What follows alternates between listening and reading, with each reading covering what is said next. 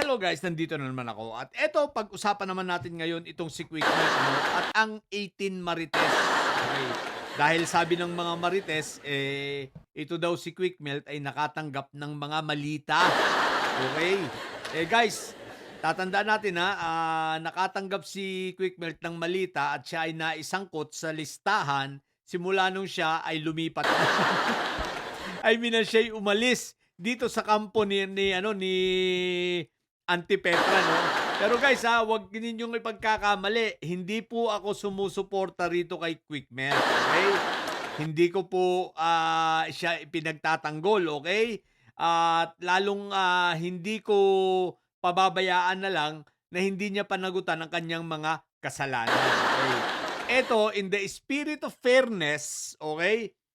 Dahil siya ay isinangkot nitong si 18 Marites, kailangan makita naman natin ang katotohanan at kung ano ba, to be fair with ano rin naman, Quick Melt ang isyung ito. Pero bago yon, bago tayo magsimula sa ating pagtatalakay, panoorin muna natin ang videong ito. Let's go!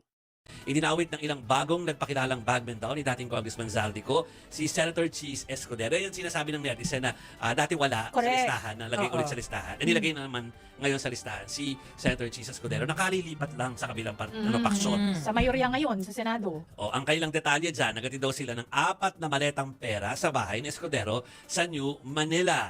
May sabihin ako sa inyo. Matagal nang din nakatira si Cheese doon We all know kung saan nakatira kasi dati doon sa nagpapa-ambush interview sa mga taga-media ng Senate or ng HOR. Alam namin kung saan yun, malapit doon. Hindi na, matagal na siyang hindi doon nakatira. Hindi na siya doon. As in, gano'ng katagal? Estimate lang. Even, basta, heart days. Heart days? Matagal na.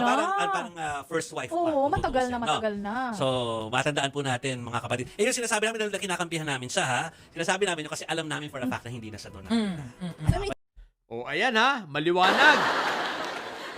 So, itong sila Joey Francisco, talagang matagal na nitong kilala si Quick Melt, Maliwanag at sinasabi nga nila na yung tinutukoy ng mga Marites na ito na bahay nitong si Quick Melt sa New Manila, matagal na rong hindi tumitira itong si Quick Melt.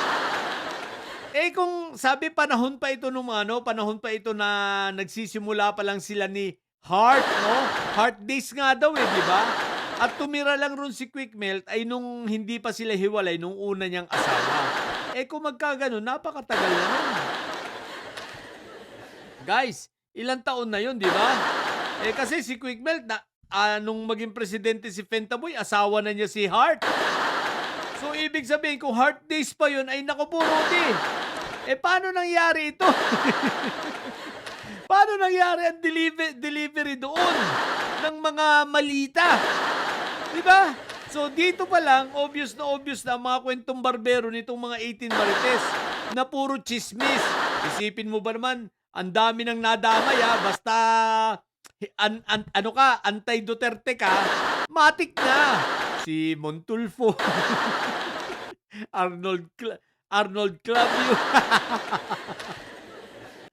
Erwin Tulfo, Kiko Pangilinan. What the heck, isipin mo pati si Kiko. Hindi naman senador si Kiko nung panahon yun Di ba?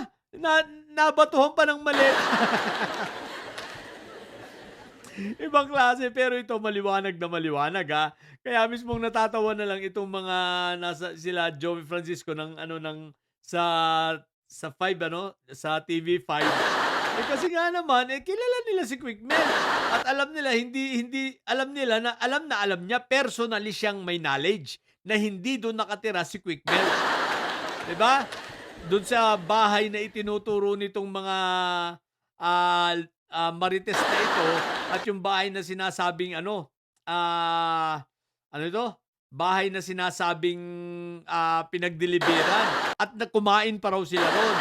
Teka lang, guys. Mukhang hindi na rin pati pupunta talaga si Quick Melt doon kasi yung bahay na yun, mukhang bahay yun nung dating asawa ni Quick Melt.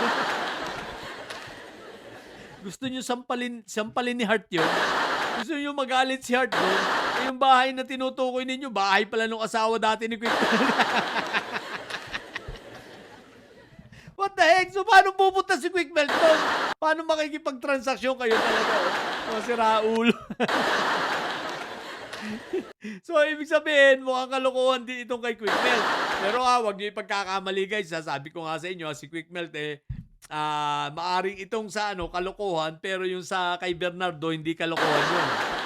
So, may kinakaharap na siyang kaso dyan. No? So, hintay-hintay na lang natin kung anong kalalabsan sa ombudsman. Pero, to be fair with Quick Melt, hindi totoo, tingin ko, hindi totoo itong hindi tingin, talagang hindi totoo.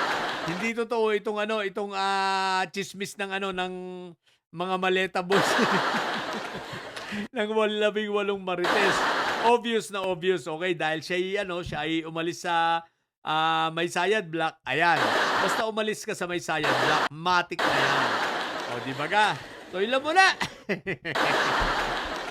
Sa mga bobo didiligent may side na nyo, ang tatay nyo ay preso, ang BP nyo ay bobo. Manatili kayo mga bobo at may side sa patang may side. Laging high blood. Bye!